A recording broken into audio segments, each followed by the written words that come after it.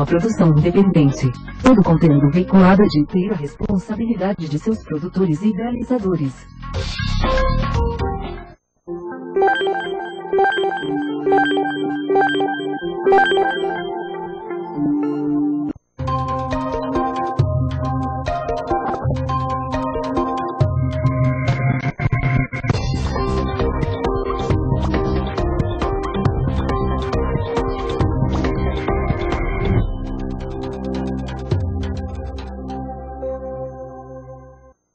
Bom dia, estamos iniciando mais um programa Urban View, um olhar sobre as cidades.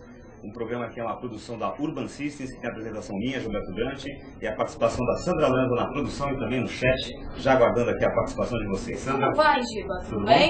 Tudo ótimo. Que prazer estar aqui nesse programa pós-carnaval. Bom dia, boa tarde, boa noite a você que está com a gente. Hoje o programa está muito interessante. Como sempre, né, Sandra? A gente sempre trazendo aqui entrevistas e temas bem interessantes para a gente debater aqui com os nossos internautas, né? Uau!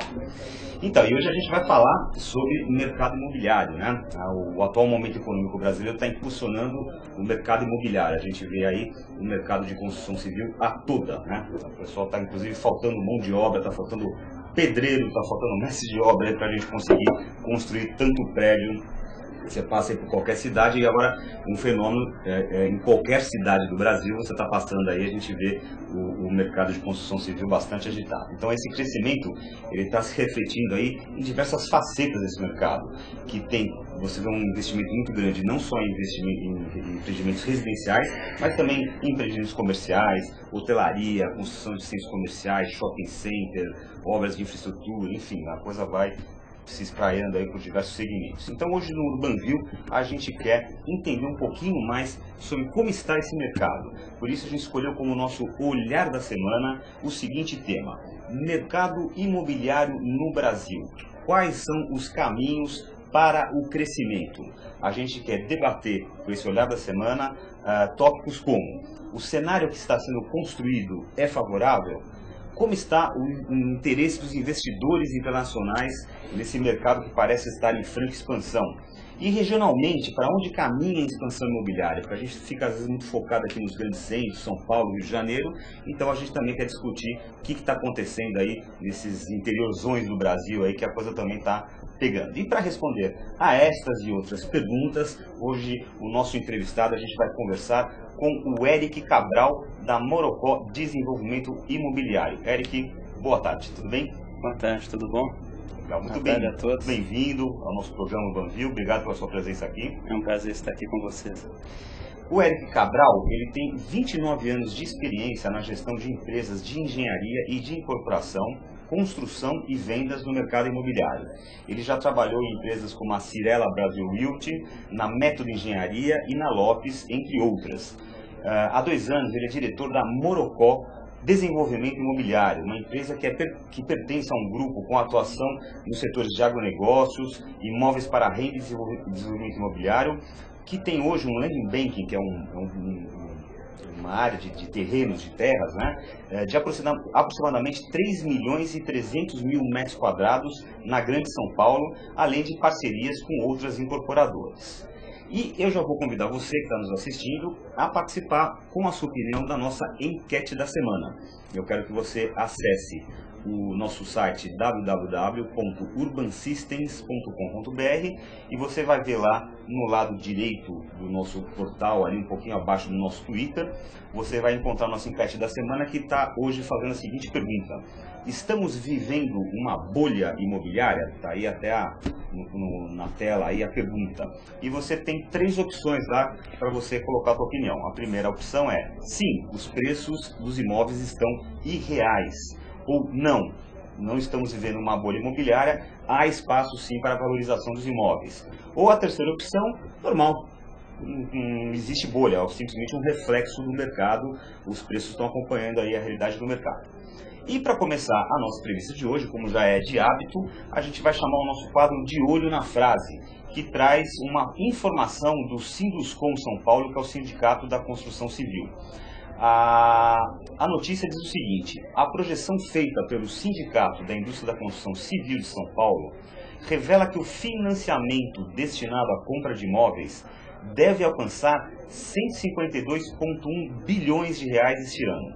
Em 2011 foram concedidos 79,9, ou seja, quase 80 bilhões em financiamentos com os recursos da poupança. Ou seja, a gente está vendo aí com essa informação que em 2012 praticamente é o dobro, né? Se a gente teve 80 bilhões de reais de financiamentos em 2011, está se prevendo alcançar 152, se fosse 8 mais 8, 16, quer dizer, a gente está quase 160 bilhões de reais, praticamente o dobro de financiamento. Então, vem mais dinheiro para o mercado imobiliário aí, é isso, Eric? Eu acredito que é difícil a gente falar de bolha sem entender um pouquinho o que a gente está vivendo hoje no mercado imobiliário, né? O Brasil ficou durante muito tempo sem crédito, não havia funding para financiar a produção imobiliária. Além disso, a gente vivia um período de inflação com dúvidas com relação à renda do trabalhador, com relação à manutenção de emprego. A gente veio aí, desde a época aí antes do cruzado e pós-cruzado, vivendo, pós-cruzado, um plano real, vivendo reflexo das crises, né? Crise do México, a gente vivia problemas lá fora, né? O mundo espirrava, a gente tinha pneumonia aqui no Brasil. Isso fez com que o mercado ficasse pouco atendido. E aí hoje a gente vê vários fatores positivos se sobrepondo para criar esse momento atual, que eu já de cara digo que eu não vejo uma bolha, eu vejo simplesmente o mercado sendo atendido, que durante muito tempo não foi. E o que está proporcionando isso? A gente começa com uma questão jurídica, né? Hoje nós temos uma segurança jurídica nos empreendimentos que a gente não tinha há alguns anos atrás. Então hoje a questão da SPE, a questão da alienação fiduciária nos contratos, patrimônio de afetação, criou uma segurança jurídica para os investimentos, para o crédito poder vir de uma maneira mais segura. Além disso, a gente, depois do Plano Real, a gente viveu uma estabilização da economia com redução brutal das taxas de inflação e as taxas de juros chegando próximo a taxas... A gente está querendo ir para taxas de primeiro mundo, a gente ainda tem alguns problemas de gargalo de crescimento. Hoje diz que a taxa de juros equilibra na faixa de 5% ao ano, a taxa real, 5, 6%. Tem um problema da poupança também que precisa resolver e tal. Mas, em resumo, a gente hoje tem taxa de juros e taxa de inflação completamente diferentes do que tinha antes. Além disso, o Brasil vem crescendo a taxas também, o PIB vem crescendo a taxas consideráveis. A gente passou pela crise de 2008, 2009 e sofremos, como o Lula até brincou, uma marolinha. O mundo teve uma tsunami, a gente teve uma marolinha. Agora, com a crise, com a continuidade na crise na Europa, a gente continua com uma situação bem mais interessante do que o resto do mundo, né? Então, isso faz com que o público tenha uma visão de futuro mais segura, com manutenção de emprego, manutenção de renda. É um fator chamado confiança, né? Confiança no futuro. E a gente só se endivida a longo prazo se a gente tem confiança de que vai ter a manutenção da sua renda, da sua entrada de caixa para fazer frente aos compromissos de longo prazo. Além disso, o Brasil vive hoje também um outro fator muito interessante, que é o bônus demográfico. Nós temos aí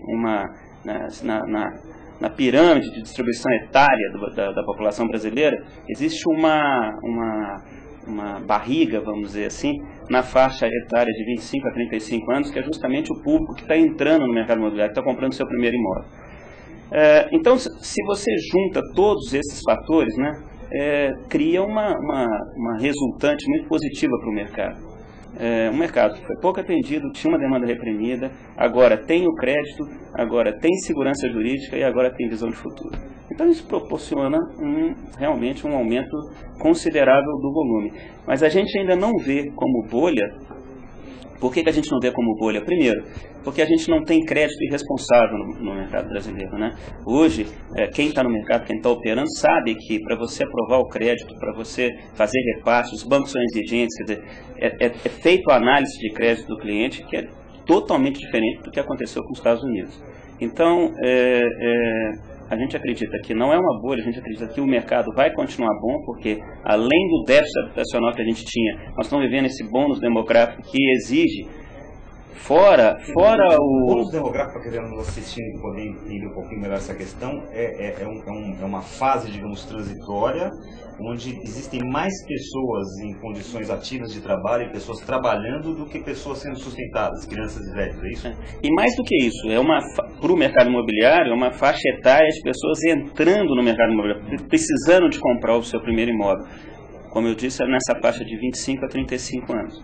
Tá, que são novas famílias, então, novas famílias sendo formadas e tudo mais. Que tem a necessidade de compra de imóvel. Então, a gente está juntando, por um lado, uma demanda reprimida, que existia, pessoas que moravam de aluguel, moravam com a mãe e o pai, várias pessoas numa mesma família, no mesmo imóvel. Isso. Né? Então, tinha essa questão da demanda reprimida e também dessa entrada dessas novas pessoas no mercado. Isso.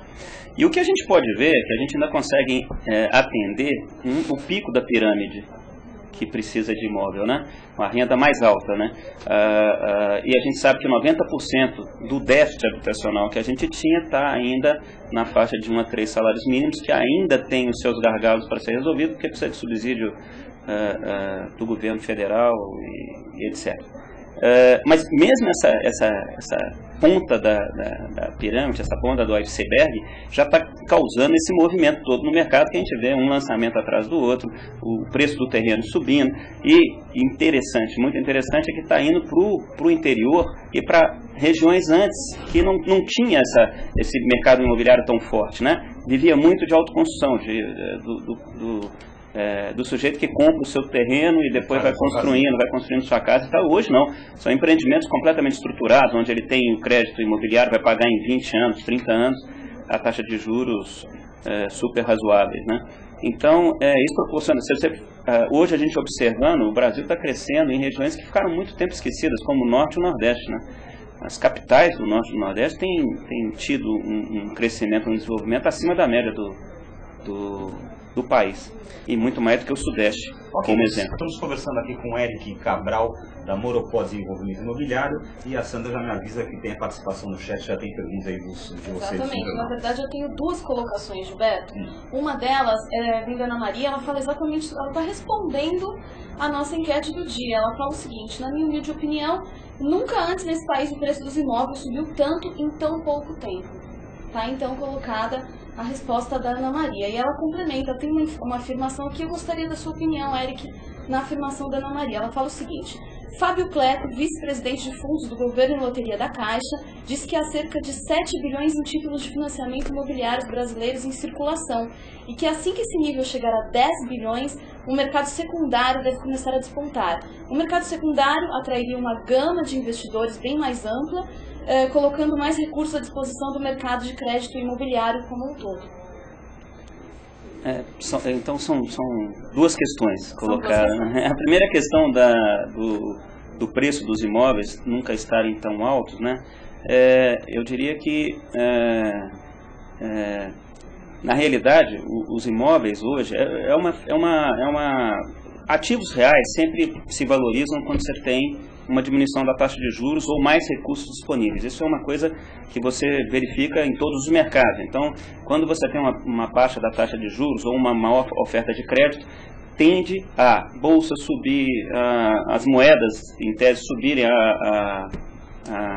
e os ativos reais, como imóveis ou qualquer outro tipo de investimento. Não só imóvel residencial, mas imóvel para locação, imóvel comercial, participações em shoppings, etc. Então, o que está acontecendo hoje no Brasil é que realmente a grande mudança que houve foi a oferta de crédito, foi mais recurso disponível para comprar imóvel. Como a gente começou a produzir os imóveis agora, recentemente, e o nosso ciclo é de 3 anos, quer dizer, a gente ainda está longe de atender uma demanda que apareceu com crédito. Então, você imagina, demanda com crédito tende a valorizar o que está sendo disponibilizado. Agora, de uma certa forma, não tem nenhuma explosão de preço, porque quem atua no mercado sabe que as margens continuam apertadas. E se você não acerta muito bem na estruturação do seu negócio, você pode não ter a rentabilidade prevista para remunerar todos a sua cadeia de necessidades. Então, eu não vejo que existe... Valorizou, é uma tendência mesmo, Ao longo do tempo, o que a gente vê é uma menor pressão de valorização dos preços, então a tendência daqui para frente é uma valorização menor, né, do que houve nos últimos anos. É isso que eu ia perguntar, se você acredita que o preço dos imóveis está perto de um limite, ou seja, essa tendência, você está justamente respondendo essa pergunta que eu te fazer agora, quer dizer, vai continuar valorizando, vai estabilizar, vai recuar, vai valorizar de forma intensa ainda ou não? Você acredita que vai valorizar, mas de forma mais devagar agora? Eu acredito que agora a gente vai ter uma valorização normal de qualquer mercado que tem a ver com projetos diferenciados, locais que existe uma interferência do poder público, procura por locais que são restritos, né? Então, por exemplo, hoje você fazer um lançamento de um empreendimento de 2, 3 dormitórios perto de uma estação de metrô, tende a valorizar aquele empreendimento em si, não que todos os imóveis de 2 e 3 dormitórios vão estar naquele mesmo preço. Então, tirando essas especificidades, a tendência agora é de ter uma valorização normal, como qualquer mercado, sem nenhuma grande pressão instantânea. Foi a primeira questão. Então, só repetindo, eu não acho que nós estamos numa sobrevalorização dos imóveis e também não acredito numa valorização expressiva no curto prazo. Quanto à questão do mercado secundário e de criar novas opções de funding, é uma necessidade que nós temos que resolver no médio prazo, curto e médio prazo. Dizia-se que a poupança ia acabar agora, os recursos disponíveis da poupança iam ficar escassos a partir de 2012, 2013, mas devido a essa freada no mercado que a gente está vendo, todos os problemas que a gente teve aí, crises e tudo mais, né, 2008, 2009, uma retomada rápida em 2010, mas agora com problemas dos atrasos, de mão de obra, falta material e tal, a tendência é todo mundo estar revendo os guidance e tal. Já estão falando que pode ser que chegue a 2013, 2014. Mas a gente sabe que os recursos que a gente tem na poupança vão ser insuficientes para atender toda a necessidade do mercado. E o mercado secundário realmente é importantíssimo. E ele passa, a meu ver, por dois gargalos, dois fatores importantes para ser resolvidos. O primeiro é a questão tributária, quer dizer, a gente já está sendo discutido a isenção total já existe em fundo imobiliário, mas para outros tipos de investimento, a isenção de impostos, ou no mínimo a redução dos impostos, para os aplicadores, pessoas físicas e para fundos institucionais. Isso é fundamental para canalizar recursos para o nosso mercado. E a gente sabe que existem recursos disponíveis para investir.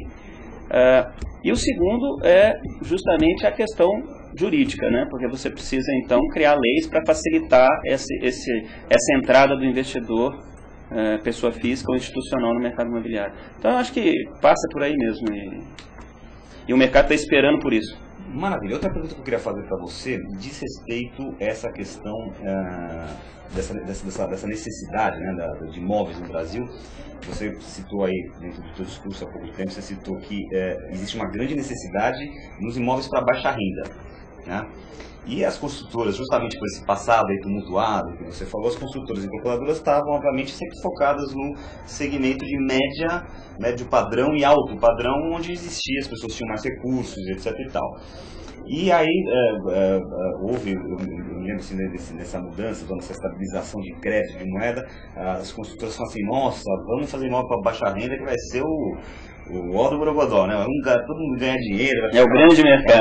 Vai ser a grande esperança da humanidade a partir de agora. E a gente teve aí aquisição de tenda, a MRV, aquela coisa toda, e a pessoa começou a ver que o buraco é mais embaixo, né? Eu queria que você falasse um pouquinho mais, inclusive a Gafisa está complicada com essa história da tenda, aí a gente tem acompanhado através do noticiário, através das revistas de exames da vida, aí, dos jornais Valor Econômico e tal, que a Gafisa tem se apanhado aí com a aquisição que ela fez com a tenda.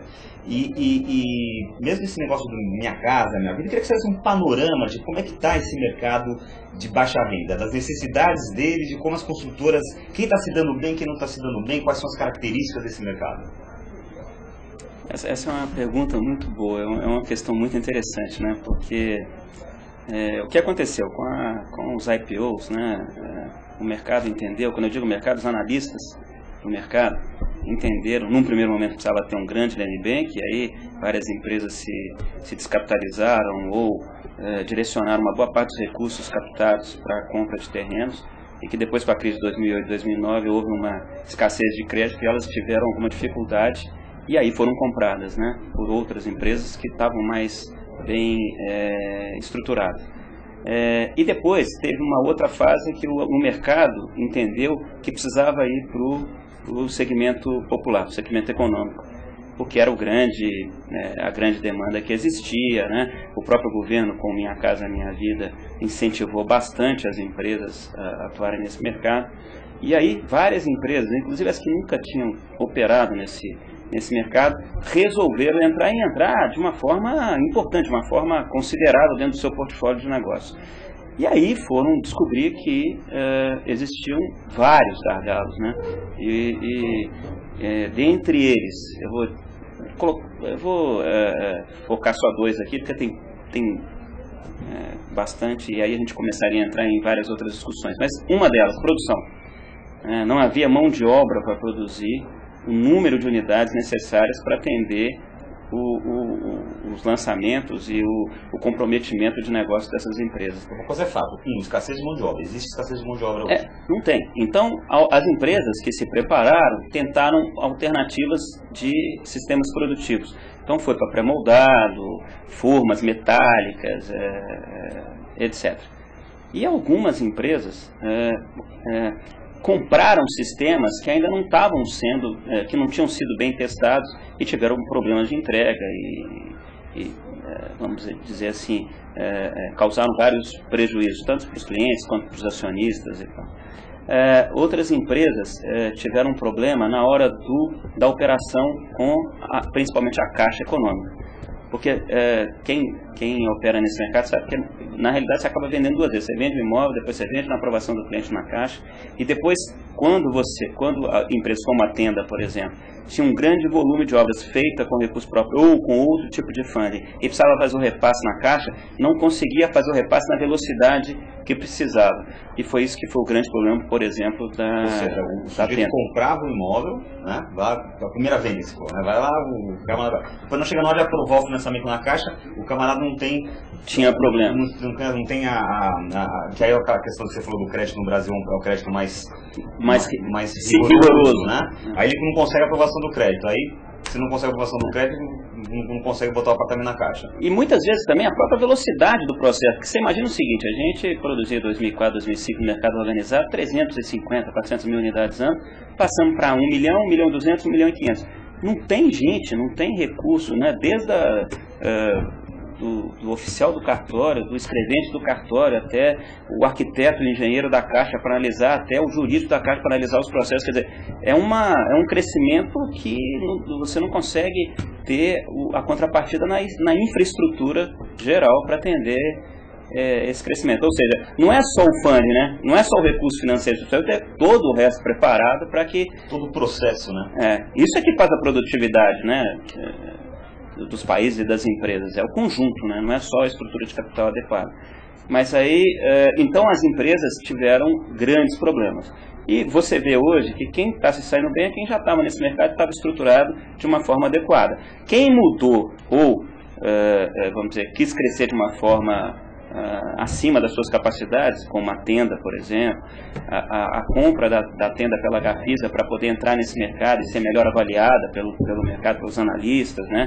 A própria Trisul, que foi a fusão da Tricure com a Incosul, que foi de uma maneira importante para o segmento econômico. Eles até dão agora entrevistas, estão explicando, com esperança de voltar agora com as margens de rentabilidade esperadas inicialmente, porque estão voltando para o mercado de classe média alta. Isso tudo foi em função de um mau planejamento. A Ecosfera, que entrou pesado e comprou um sistema construtivo que depois não conseguiu performar. Quer dizer, isso tudo hoje já foi absorvido, vamos dizer assim, pelo mercado e pelas empresas, e as empresas vão se organizando. Por isso a gente não acredita que vai haver tanto problema daqui para frente, porque eu acho que o mercado aprendeu muito nos últimos anos, né? Quer dizer, o golpe foi sentido. Foi sentido, e as empresas agora estão se encontrando, né, e vendo aonde elas são mais rentáveis, aonde elas sabem operar. Então você pega a MRV, estava no mercado econômico, continua no mercado econômico e continua operando bem. Você pega a Ross, que se posicionou num segmento intermediário, e a Ross, para mim, é uma das empresas que eu acho que tem uma estratégia perfeita, porque ela entra desde produtos padronizados, com sistemas construtivos pré-fabricados. Então, estão se achando, estão se organizando. Beleza.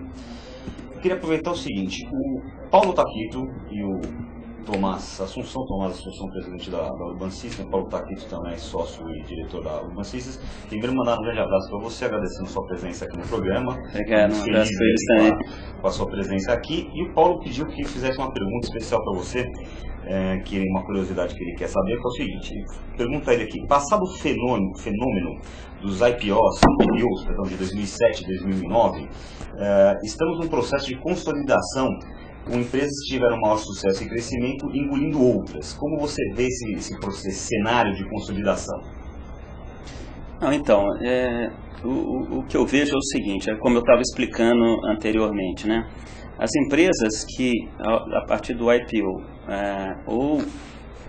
para atender o mercado no primeiro momento, se endividaram ou colocaram seus recursos para formar um land bank importante, ou que mudaram de segmento, então atuavam no médio e alto padrão e foram para o segmento econômico, e que sofreram e que aí ficaram em dificuldades financeiras para honrar seus compromissos, elas foram compradas por outras empresas mais bem estruturadas, e de uma forma muito salutar para o mercado, porque as empresas mais estruturadas evitaram maiores problemas com essas empresas ficando completamente inadimplentes com seus compromissos, compraram negócios que, de uma certa forma, se reestruturados, seriam interessantes, e a gente vê isso hoje acontecendo. Temos a Gafisa, que está ainda resolvendo o problema da tenda, né, da compra da tenda, mas foi tudo em função vamos dizer assim, de problemas em implantar estratégias que talvez não tenham sido as adequadas. Mas a gente não está vendo um movimento assim de grande consolidação. As empresas pequenas que abriram capital, mas se organizaram adequadamente, você pega, por exemplo, a EZTEC. Né? A EZTEC é uma empresa que abriu capital, é uma empresa que não é grande, tem altas margens de rentabilidade, está na sua gestão e continua indo familiar, continua indo muito bem e a gente não vê. Então eu acho que pode ainda acontecer mais para frente uma nova onda de consolidação. Primeiro você vê empresas comentando que estão em busca de parceiros, estão querendo vender o controle e tal, mas por enquanto eu não vejo um movimento grande de consolidação, não. Ok. O Paulo também faz uma outra pergunta aqui, que é o seguinte, como você avalia o interesse dos investidores internacionais em aportar no Brasil nessa segunda onda agora, após esses IPOs de 2007 e 2009, né? Ele pergunta qual foi o aprendizado da primeira onda de investimentos e que os investidores buscam agora. E eu aproveito aqui como gancho dessa pergunta do Paulo, a gente estava até conversando aqui nos bastidores antes de começar o programa. Hoje saiu aqui no Valor Econômico, eu estou quase todas as mídias econômicas aqui, que a empresa americana Related chegou ao Brasil. E veja que a Related Brasil anunciou ontem o início de suas atividades com investimentos previstos de $1 bilhão para os próximos 3 anos, prazo em que pretende se tornar uma das maiores incorporadoras do país. Vai atuar nos segmentos residencial de média e alta renda, comercial para venda e locação, shopping center, projeto de uso misto, hotelaria. E o presidente executivo da empresa no Brasil diz que vai procurar parcerias, né? Ele não vai construir, então vai precisar de construtoras. Então vamos juntar um pouquinho esse negócio da pergunta do Paulo, como se avalia o interesse de investidores internacionais a aportar no Brasil, com essa chegada da Related. Vamos dar a tua visão aí do que o pessoal externo está olhando o Brasil nesse momento agora, 2012. O Brasil, ele está, de uma maneira geral, em evidência, né, lá fora, porque quando você pega os países todos com crescimentos pífios, né, os países do primeiro mundo com crescimentos pífios, aí tem a China, tem a Índia, tem a Rússia, tem o Brasil, e cada um com as suas dificuldades específicas. O Brasil reúne as melhores condições para o capital ser investido. Tem uma segurança jurídica, tem uma estabilidade política, etc, etc. E tem um mercado interno que tem crescido consistentemente com o aumento do salário mínimo ao longo do tempo. Bom, em resumo, e com crédito crescendo em relação ao PIB ano a ano. Então o Brasil, de uma certa forma, já está em evidência mesmo. O que acontece no mercado de construção de uma maneira geral é que o Brasil hoje tem deficiências, por exemplo, na infraestrutura, que precisa de grandes investimentos. Então a gente vê aí companhias internacionais entrando e disputando concessões, né, concessões de estradas, concessões agora de aeroportos, etc. Então esse é uma oportunidade de capital estrangeiro, capital internacional entrar aqui, investindo. Um outro fato desse atual momento que a gente está vivendo é que nós vamos ter aí a Copa e as Olimpíadas, e existem nichos de mercado imobiliário que podem ser atendidos e que também esses investidores estão buscando. Então nós temos aí uma rede hoteleira que precisa ser rapidamente ajustada, né? Porque tem capitais aí que vão ter jogos que não tem quartos disponíveis para absorver todo o público que vai quando tiver os jogos da Copa.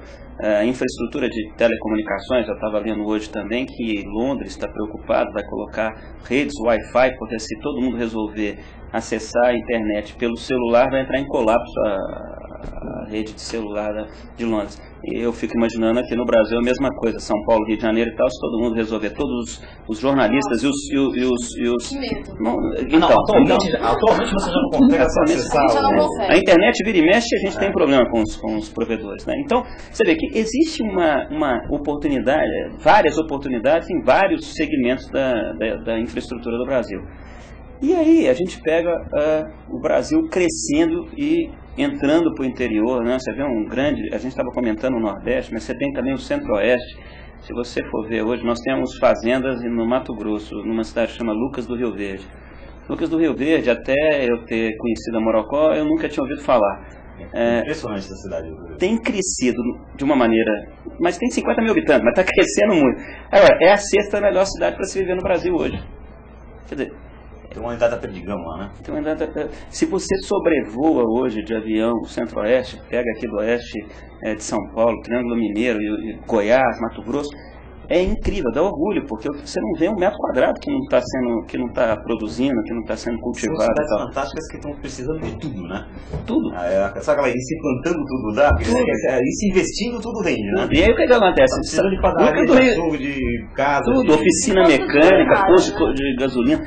Lucas do Rio Verde, o que está acontecendo? Está acrescentando que está chegando nas fazendas. Então, os caras estão precisando comprar fazendas mais distantes, porque a cidade está chegando. E aí vem toda a pressão política, toda a pressão da população para abrir espaço para crescimento. Mas, em resumo, então, para onde esse investidor, como essa empresa que o Daniel Cetron para representar aqui no Brasil, vai buscar esse tipo de oportunidade, não só os grandes investimentos em infraestrutura, mas também as oportunidades de nicho de mercado, causado pela Copa e pelas Olimpíadas, mas também por gargalos na questão de logística, então com centro de distribuição, com os shoppings para cidades aí que estão crescendo no interior de São Paulo e no resto do Brasil. Então, oportunidades existem. E esse capital vai vir atrás delas, e o imóvel no Brasil, por isso que eu falo que a gente ainda não está super valorizado, que ainda tende a crescer, ainda tende a valorizar no médio e longo prazo. Então esse investidor está vendo essa oportunidade e está disposto a aplicar, como essa empresa vai aplicar $1 bilhão aí nos próximos anos. Muito bem. A gente está conversando hoje aqui com o Eric Cabral, da Morocó Desenvolvimento Imobiliário. Quero saber se você já entrou, já acessou nosso portal www.urbansystems.com.br e participou da nossa enquete lá. Quero saber a sua opinião. E eu quero saber também a sua participação aqui com a Sandra Lanza. Pois e olha só, em cima disso tudo que a gente conversou, né, desse cenário apresentado, a Vera quer saber quais são os planos e os diferenciais da Morocó, tanto para os lançamentos de apartamentos quanto no relacionamento com clientes. Eric, como é que a Morocó vai posicionar nesse sentido, nesse cenário? Quais as estratégias? Quanto à questão na nossa atuação, a gente está focando o desenvolvimento na Grande São Paulo, nas cidades do entorno de São Paulo, onde a gente tem um land bank importante. E é onde a gente vê 300 mil, né? É muita coisa. e eles têm vocação para vários tipos de empreendimento, né? Desde logística. Deixa eu só para o pessoal até que não está nos assistindo. A Morocco, ela não é uma construtora, o que ela é exatamente? Só para o pessoal entender como é que ela surgiu. Bom, na realidade o Grupo Morocco, ele surgiu como investimentos, né, para renda. Então, aplicações financeiras, imóveis para renda, então galpões industriais, andares corporativos, fazendas, né, no Mato Grosso arrendadas para a produção de soja. E nos últimos 2 anos, então, o presidente do grupo, o Gustavo, ele resolveu então começar a entrar no mercado produtivo. Então, nas nossas fazendas nós temos aumentado ano a ano a área plantada própria e montamos, então, no ano passado, a Morocco Desenvolvimento Imobiliário para atuar com foco específico na incorporação imobiliária. E continuamos com o core business nosso na Morocco Participações e Comércio, que é imóvel de renda, investimento propriamente dito, né? Então, a própria Morocco Participações e Comércio investe na Morocco Desenvolvimento Imobiliário. Como? Existe a Morocco Participações e Desenvolvimento, digamos que seria a parte de investimentos mesmo. Isso. Aí você tem a parte de agronegócio, Agronegócio de planta, planta soja e milho. Né? E agora você tem desenvolvimento imobiliário que vai incorporar. Isso. Seria mais ou menos a Morocco já incorporava, mas até então a Morocco fazia empreendimentos como forma de aplicação também. Então ela financiava a construção com recurso próprio e financiava os clientes com recurso próprio.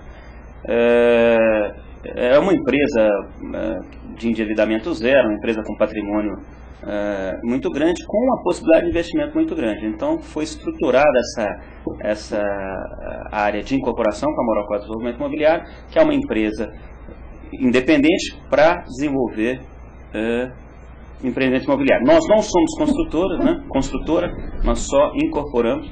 Então nós somos um incorporador puro, como é esse investidor aí que está entrando com o Daniel Citron e outros, né? E vamos ter parcerias com as construtoras. Então já estamos agora desenvolvendo as primeiras parcerias nossas. E a gente atua, então, como eu estava falando, a nossa estratégia é atuar no crescimento de São Paulo. A gente vê muitas oportunidades no entorno de São Paulo. Eu não sei se vocês têm observado, mas Cotia, por exemplo, hoje é um bairro de São Paulo, né, mas não está fora de São Paulo. E tem uma vida totalmente... Cotia é a segunda Alphaville, né? Porque tem lá a sua vida independente, tem shopping, tem escritórios, tem todo um... Né? Hoje o morador de Cotia não precisa sair de Cotia para fazer nada, né? Assim como o morador de Alphaville.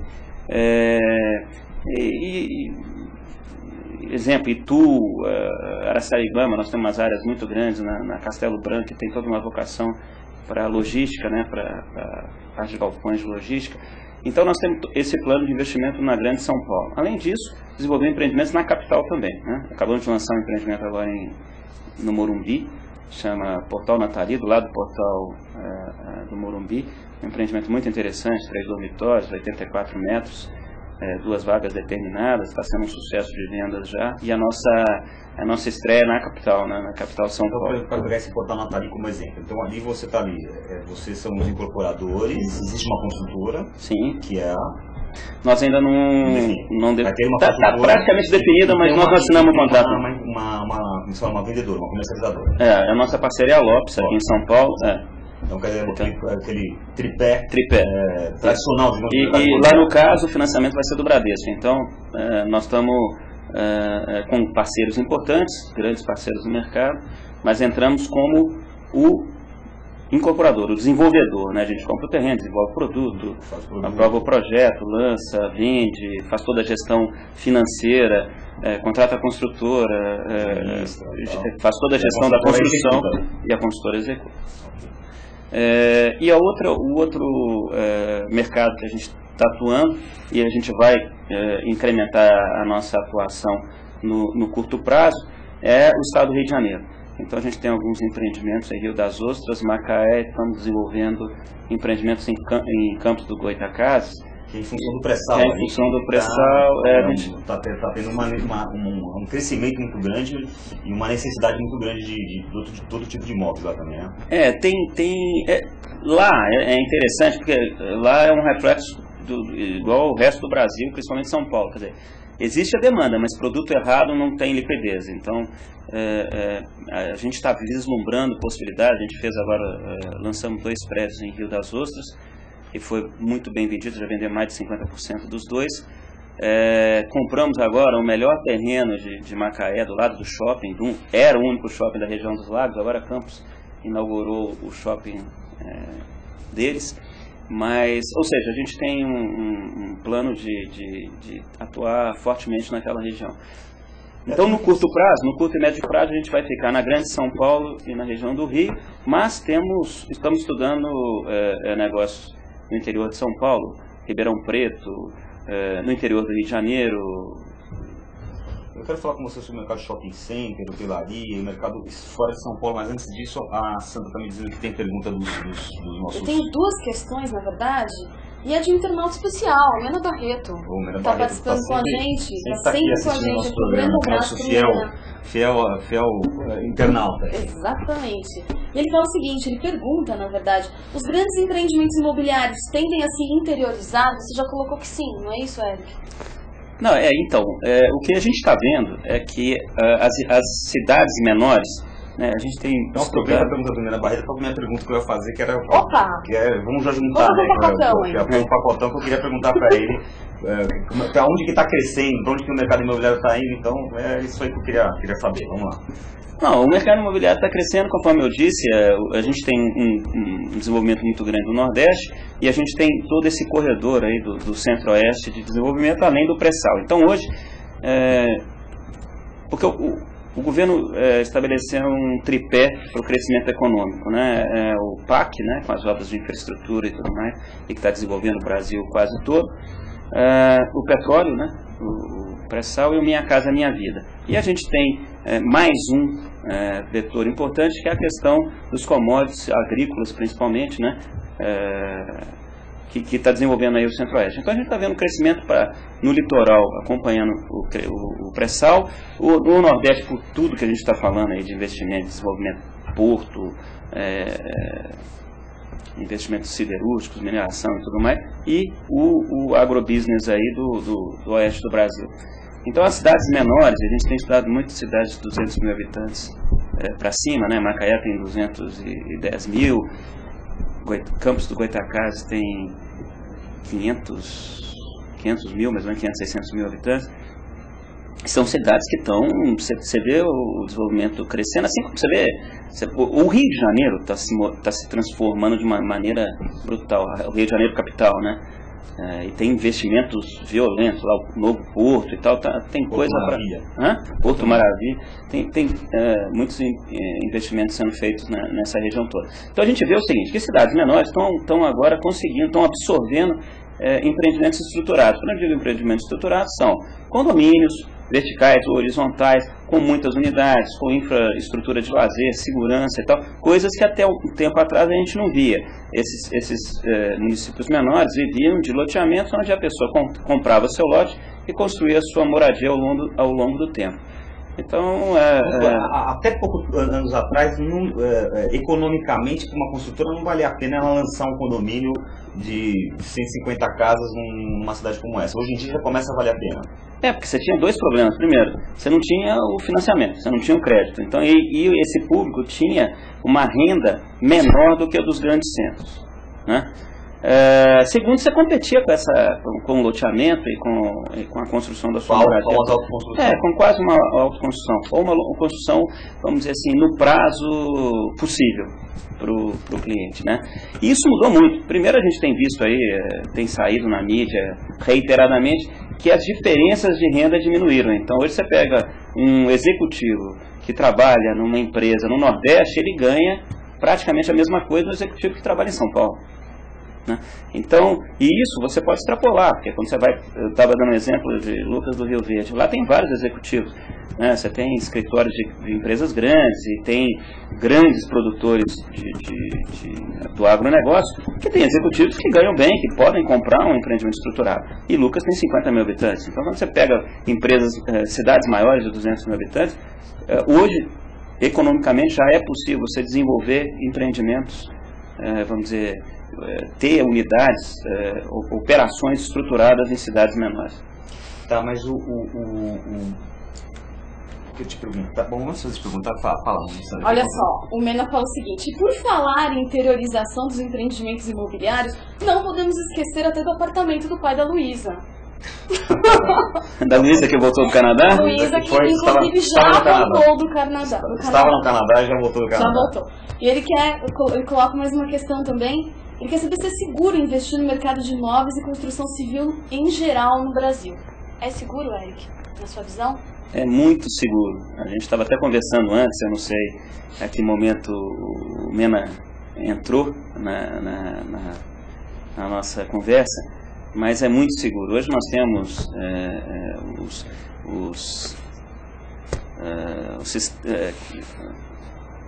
fugiu a palavra o aqui. Arcabouço jurídico. É o arcabouço jurídico, os instrumentos jurídicos do desenvolvimento imobiliário hoje traz uma segurança muito grande. Você falando disso que eu fiquei curioso, o que é patrimônio de afetação? Patrimônio de afetação é onde você tem o empreendimento não é afetado pela incorporadora.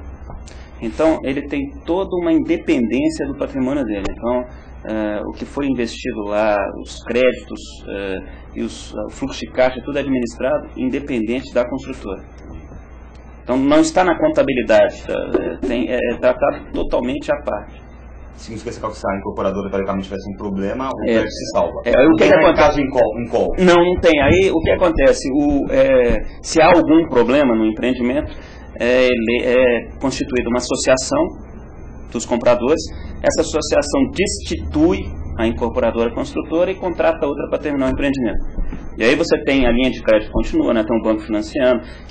E isso também é muito importante. Quando você tem um empreendimento financiado pelos bancos de primeira linha do Brasil, há todo um controle de fluxo de caixa. Então, primeiro que as parcelas do financiamento só são liberadas se a obra foi executada de acordo com o cronograma. Então, aquela etapa foi construída, libera-se o correspondente àquela etapa. Todo mundo controlando todo mundo. Todo mundo controlando todo mundo.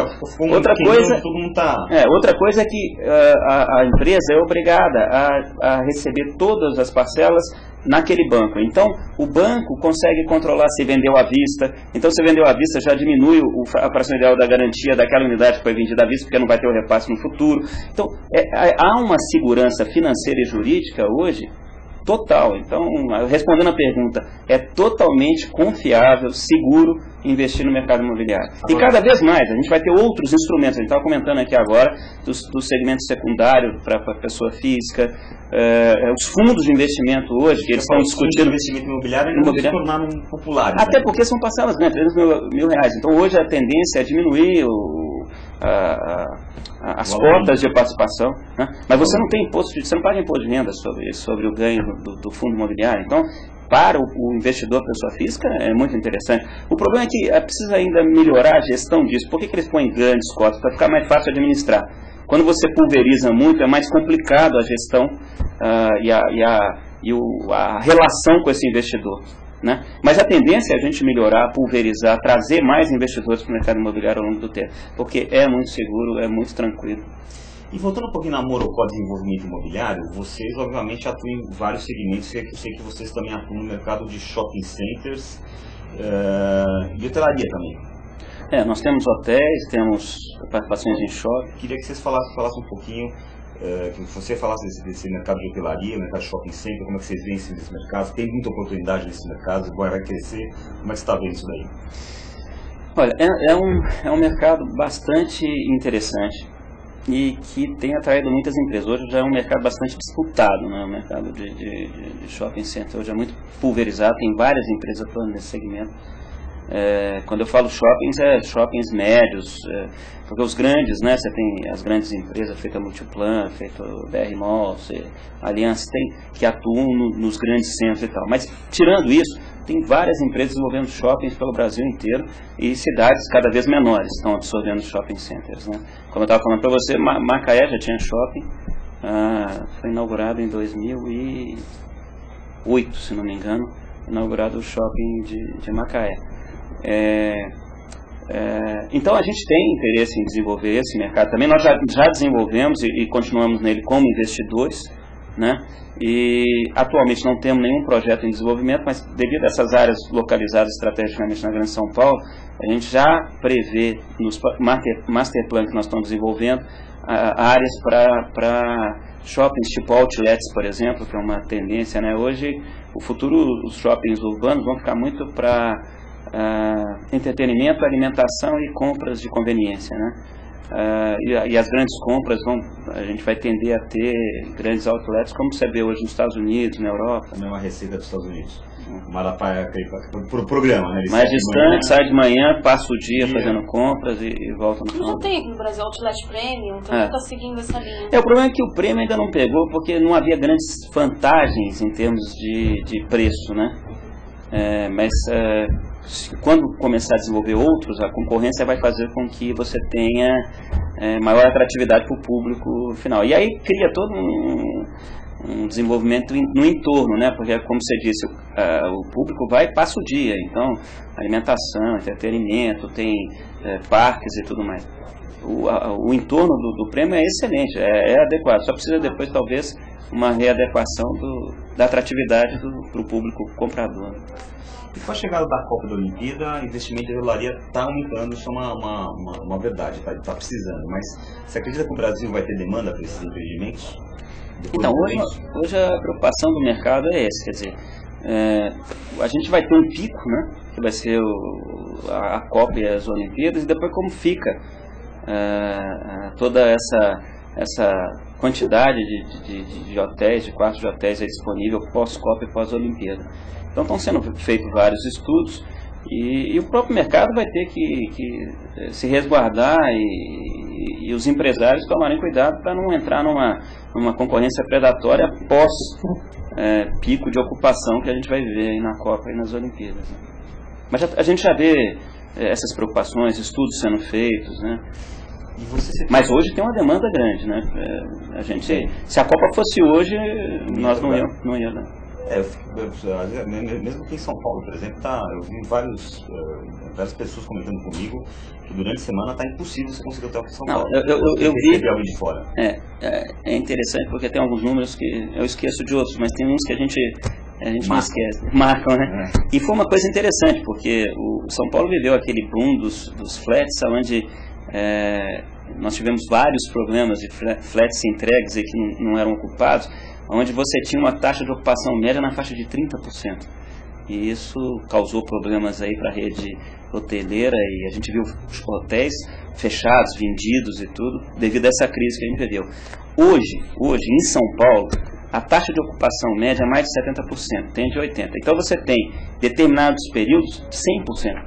Você pega esses grandes eventos de exposição, como por exemplo Fórmula 1, né?